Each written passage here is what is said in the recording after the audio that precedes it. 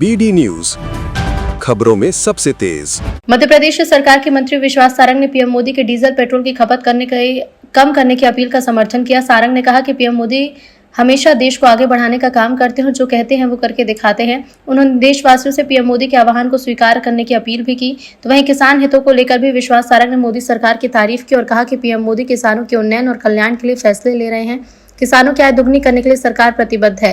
इसके अलावा uniform civil code यानी यूसीसी पर भी मंत्री सारंग ने कांग्रेस पर निशाना साधा।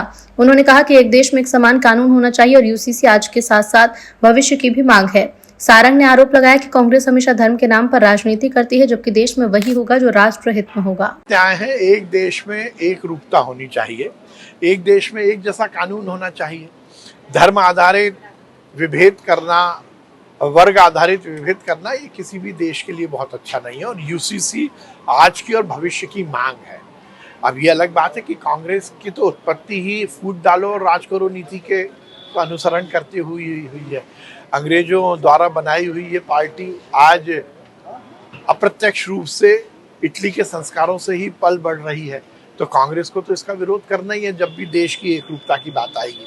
परंतु अब इस देश में वही होगा जो देश हित में होगा, इस देश में वही होगा जो राष्ट्र हित में होगा।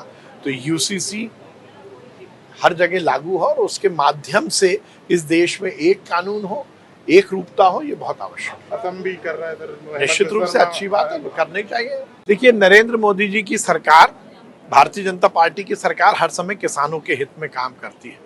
नरेंद्र मोदी जी ने यही संकल्प लिया है कि हर किसान की आमदनी दोगुनी हो, और उसके लिए हर समय नरेंद्र मोदी जी निर्णय लेते आए हैं। चाहे वो सम्मान निधि की बात हो, चाहे फर्टिलाइजर को बड़ी सब्सिडी के माध्यम से उसको किसान तक पहुंचाने की बात हो। तो ये निश्चित रूप से अभी जो निर्णय लिया है ये भी किसानों के हित में, मैं उन्हें बहुत बधाई देता हूँ।